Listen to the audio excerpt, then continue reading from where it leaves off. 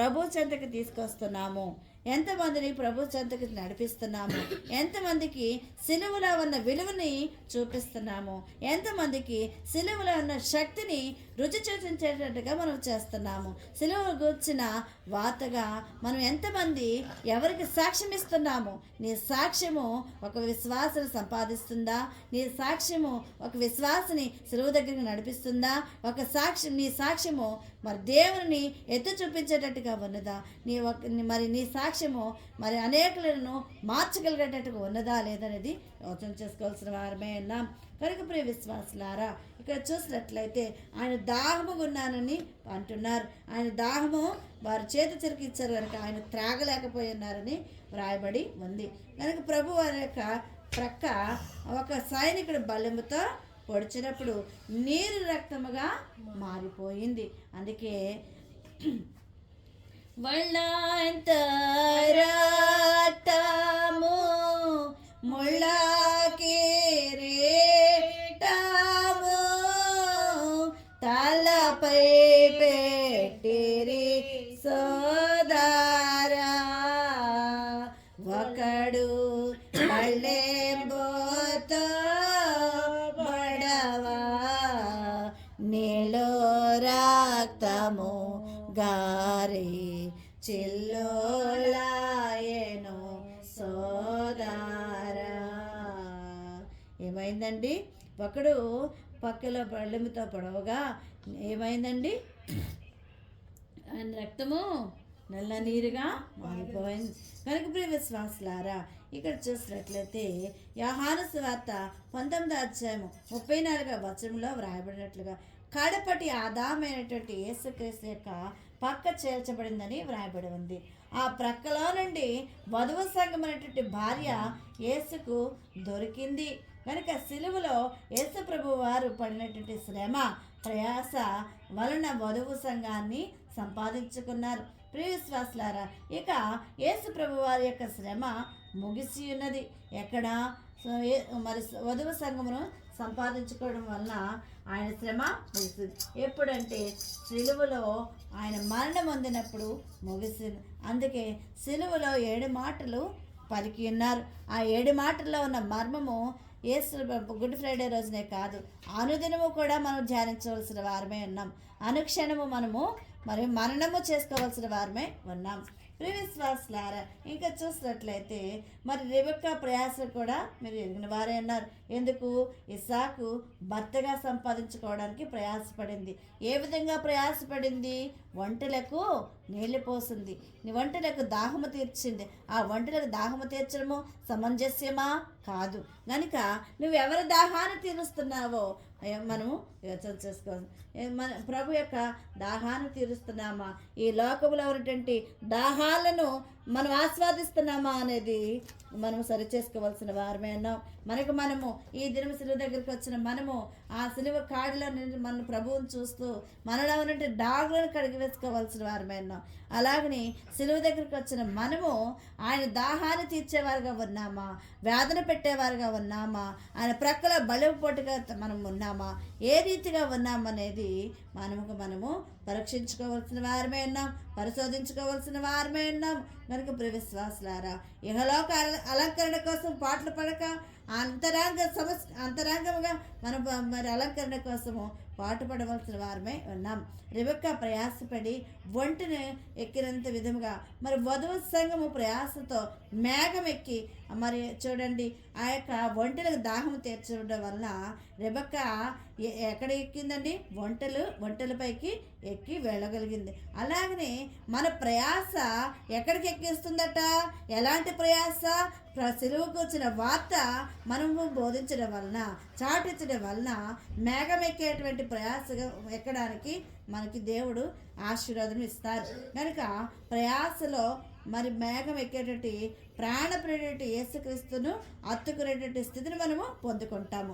మన ప్రయాస ప్రాణప్రియుడైన యేసుక్రీస్తు ప్రభు కోసము ప్రయాసపడాలి. నా శరీరము తిని, మరి ప్రభు అంటున్నారు కదా, నా శరీరము తిని నా రక్తము త్రాగువాడు నా యందును నేనును వాని యందును నిలిచి ఉందునని యేసుక్రీస్తు ప్రభు వారు యోహాను సువార్త 6వ అధ్యాయము 56వ వచనంలో చెప్పిన విధానముగా పెండ్లి కుమారుడైన యేసుక్రీస్తు ప్రభు పెండ్లి కుమార్తె వధువు సంఘమును ఏక శరీరం అవ్వాలని ఆశిస్తున్నారు. ఏక శరీరము కావాలి. ఎంతకాలము ప్రభువుతో సహవాసము చేయకుండా విడిగా ఉంటాము, మరి మనము ప్రభువుకు దూరముగా ఉండి మనమేమి సంపాదించుకొనలేము. గనుక ప్రియ విశ్వాసులారా, సంఘంలో మనం ఉండి ఆయన హత్తుకునేటువంటి ధన్యత, ఆయన కాడిని ఎత్తుకునేటువంటి మరి పెండ్లి కుమారుడైనటువంటి యేసు ప్రభుని ఎదుర్కొనేటువంటి ధన్యత మరి మనకి ఎక్కడ దొరుకుతుందట? సిలువ మోయటి వలనే దొరుకుతుంది. కనుక ప్రియ విశ్వాసులారా, మనము 3 కాడుల కోసం మనం చెప్పుకున్నాం. ఒకసారి చెప్పగలుగుతారా? గుర్తుందా? ఒకటేంటండి, 3 కాడుల కోసం చెప్పుకున్నాం. మొదటి కాడి లోక పాపంలో అనేటువంటి కాడి, రెండవది లేని నేరంలో కాడి, మూడవది కర్ర సిలువ అనేటువంటి కాడిని మోస్తారు. కనుక అలాగని ఇంకా చూసినట్లయితే మరి యాకోబు గారు మరి ప్రయాసపడ్డారు, కొలిమి చేశారు. కొలిమి చేసి 14 సంవత్సరాలు కొలిమి చేసి మరి మరి ఏంటంటే సౌందర్యవంతమైనటువంటి భార్యాన్ని సంపాదించుకున్నారు. అలాగనే ఈ యొక్క యాకోబు గారు ఎవరిని పోలి ఉన్నారు చెప్పండి? మరి ఇక్కడ ఆదాము గారు ఎలాగైతే గాడి నిద్రను కలుగచేసి తండ్రి మరి ప్రకటన ఎముకలో నుంచి భార్య తీస్తారో, ఏదైనా సరే శ్రమ లేకుండానే మనము ఏ ఫలితాన్ని పొందలేము. ఆత్మీయ స్థితిలోనూ మనం ఎదుగుదల కావాలంటే శ్రమ పడాలి, ప్రయాసపడాలి. మరి అలాగనే ఎంత శ్రమనైనా సరే మనం ఏం చేయాలండి? ఆయనలో సంతోషముగా మోయాలి. మనం యొక్క ఈ దినం యొక్క ధ్యాన అంశ పాఠ్యభాగం చదువుకున్నాం. ఏంటంట? ప్రభు ఎలా కలిగి ఉన్నారు? సిలువ దగ్గరికి వచ్చాడు, సాత్వికుడిగా ఉన్నారు, దేన మనసు కలిగి ఉన్నారు. ఎలా మరి ప్రియ విశ్వాసులారా, మరి సిలువనాథుని వల్ల కలిగేటువంటి ఆదరణ తండ్రి మనకు అనుగ్రహించిన ఉన్నారు. ఎవరి కాలమున కాడి మోయిట నరునికి మేలై ఉన్నది. కనుక ఈ దినాన్ని సిలువ దగ్గరికి వచ్చిన మనకి ఆయన కాడిని మోయట మనకి ఏం కలుగుతుందట? మేలు కలుగుతుంది. కనుక అతని మీద దానిని మోయివాడు యెహోవా వలన. మరి చూడండి, యవనస్తులుగా మనం ఏమి చేయాలండి? ఎంత వయసు వారు అయినప్పటికీ కూడా ఎవరి కాలము వలేటి ఆయన దగ్గర ఉన్నప్పుడు ఆయన అంటున్నారు కదా, పక్షిరాజు వద్ద ఎవరి బలాన్ని ఇస్తారని చెప్తున్నారు, జీవికిరటాన్ని ఇస్తారంటున్నారు. అటు రీతిగా మనం సంపాదించుకొని మరి ఆయన వద్దకి ఆయన కాడిని పట్టుకొని ఆయన వద్దకు వచ్చినప్పుడు మరి ఆయన అంటున్నారు కదా, నా వద్దకి రండి, మీకు ప్రాణం విశ్రాంతి కలుగు చేస్తానంటున్నారు. ఎలాగనే నా కాడి సులువుగా నా భారము తేలికగాను ఉండునని చెప్తున్నారు. అలాగే నీకు చూసినట్టు రాబోయే ప్రతిఫలాన్ని మనం తలంచినప్పుడు కాడి మోయటం వలన బాధను మరిచి బాధను నిర్లక్ష్యపెట్టి సాగిపోవడం ధన్యకరమైందని, సులువైందని మనం ఎంచుకోవాల్సిన వారమే ఉన్నాం. కనుక ప్రియ విశ్వాసులారా, ఇప్పుడు ఏం చేయాలి? దేవుని ఎలాగైతే మరి వధువు సంఘము కోసము ప్రభువు సిలువ శ్రమ పొంది ఉన్నారు, ప్రకటెముకల నుండి మరి వధువు సంఘాన్ని సంపాదించుకున్నారు. అలాగనే మన జీవిత కాలంలో ఒక ఆత్మనైనా మనం రక్షించవలసిన వారమే ఉన్నాం. ఒక ఆత్మనైనా దేవుని సన్నిధికి నడిపించవలసిన వారమే ఉన్నాం. ఆయన దాహం కలిగి ఉన్నారు కనుక నీవు ప్రభువు బిడ్డనని చెప్పుకుంటే కాదు, కానీ ప్రభువులో ఉన్న దైవ లక్షణము ఆయన ఆత్మదాహము కలిగి ఉన్నారు. ఆ ఆత్మదాహం నీవు నేను మనం కలిగి ఉన్నామా? ఆయన సన్నిధికి నడిపిస్తున్నామా లేదని యోచన చేసుకోవాల్సిన వారమే ఉన్నాం.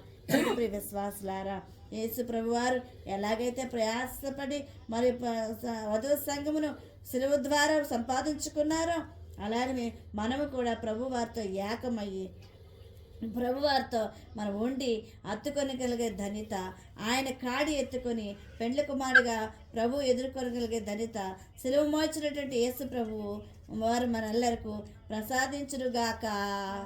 ఆమేన్. ప్రార్థన చేసుకుందామండి. పరిశుద్ధమైన తండ్రి, నీకే వందనములు, స్తుతులు, స్తోత్రము చెల్లిస్తున్నాం. ఈ దినం మాతో మాట్లాడిన వాక్యాంశం బట్టి నీకు అనేక వందనాలు చెల్లించుకుంటున్నామయ్యా.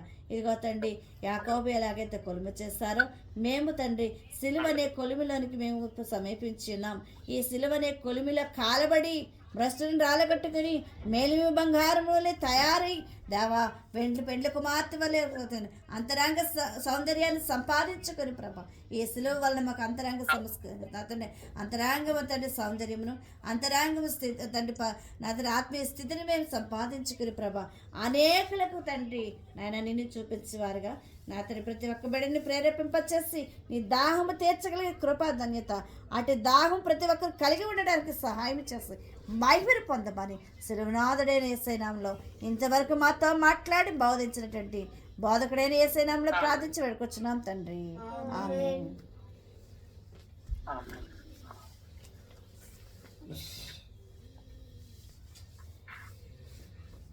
అందరూ మోకరించండి. మోకరించలేని వారు నిలవబడండి. ఎక్కడ వారు అక్కడే నిలవబడి ఏకీభించవలసిందిగా కోరుతున్నానండి.